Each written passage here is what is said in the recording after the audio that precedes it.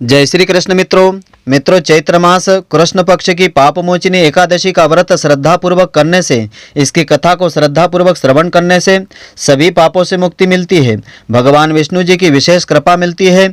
उनकी कृपा से सारे मनोरथ सिद्ध हो जाते हैं। तो मित्रों, आज आपको हम बताएंगे चैत्र मास की पाप मोचिनी एकादशी का व्रत कब रहेगा, यह व्रत आपको किस प्रकार से करना चाहिए। तो मित्रों, पूरे वीडियो को आप ध्यानपूर्वक अवश्य देखें।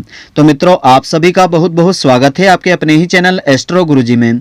यदि आपने अभी तक हमारे चैनल को सब्सक्राइब यदि नहीं किया हो तो अभी सब्सक्राइब कर लें और बेल आइकन को अवश्य दबाएं, जिससे हमारे अगले आने वाले नए वीडियो की नोटिफिकेशन सबसे पहले आपके पास पहुंचे। आप नित्य नई नई ज्ञानवर्धक जानकारियां व नित्य का राशिफल हमारे चैनल से प्राप्त करते रहें।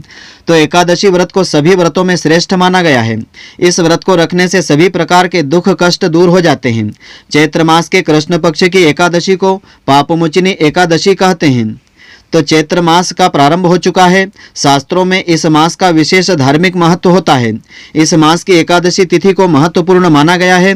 तो पंचांग के अनुसार दिनांक 28 मार्च 2022 सोमवार को चैत्र मास कृष्ण पक्ष की एकादशी तिथि को पापमोचिनी एकादशी कहा जाता है।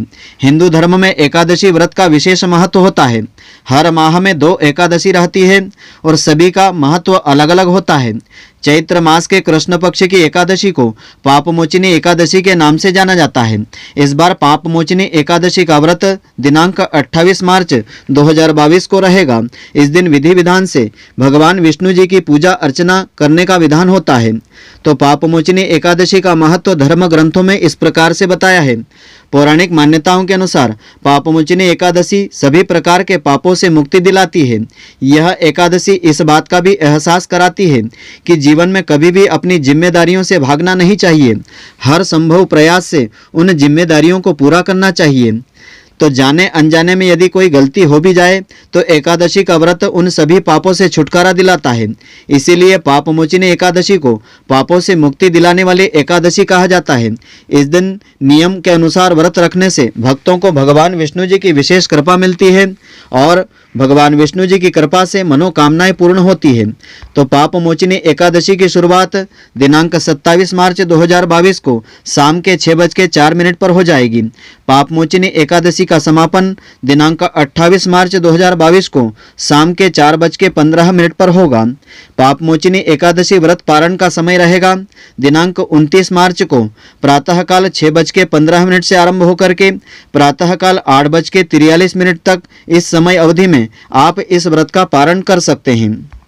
तो पापमोचिनी एकादशी की पूजा अर्चना करने के बाद इस पुण्यदायिनी व्रत कथा को अवश्य श्रवण करना चाहिए। इस कथा को सुनने से सभी पापों से मुक्ति मिलती है और व्रत का पूर्ण फल प्राप्त होता है।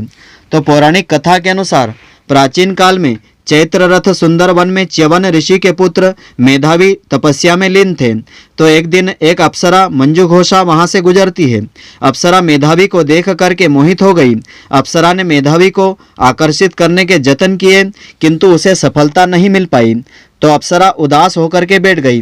तभी वहां से कामदेव गुजरे। कामदेव अप्सरा की मंशा को समझ गए और उसकी मदद की, जिस कारण से मेधावी मंजू घोषा के प्रति आकर्षित हो गए। तो अप्सरा को पिशाचिनी होने का श्राप मिला। अप्सरा के इस प्रयास से मेधावी भगवान शिव जी की तपस्या को भूल गए। कई वर्ष बीत जाने के बाद जब मेधावी को अपनी भूल याद आई तो उन्होंने मंजू घोषा को पिशाचिनी होने का श्राप दे दिया। मेधावी को अपनी गलती का एहसास हुआ और उसने इस कृत्य के लिए क्षमा मांगी। अप्सरा की विनती पर मेधावी ने पापमोचिनी एकादशी का व्रत के महत्व के बारे में बताया और कहा, इस व्रत को विधि पूर्वक श्रद्धा पूर्वक करो तो सभी पाप तुम्हारे नष्ट हो जाएंगे। तो अप्सरा ने कहे अनुसार चैत्र मास की कृष्ण पक्ष की एकादशी तिथि को पापमोचिनी एकादशी का व्रत श्रद्धा पूर्वक रखा, विधि पूर्वक व्रत का पारण किया। ऐसा करने से उसके सभी पाप जल करके नष्ट हो गए और उसे पिशाच की योनि से मुक्ति मिल गई। इसके बाद अप्सरा पुनः स्वर्ग लोक को चली गई। दूसरी तरफ मेधावी ने भी पापमोचिनी एकादशी का व्रत किया। इसी व्रत के प्रभाव से मेधावी भी पाप से मुक्त हो गए। तो मित्रों, आशा करता हूं कि आपको हमारी यह ज्ञानवर्धक जानकारी पसंद आई होगी। यदि आपको पसंद आई हो तो आप हमारे वीडियो को लाइक व अधिक से अधिक शेयर अवश्य करें। धन्यवाद। जय श्री कृष्ण मित्रों, फिर मिलेंगे।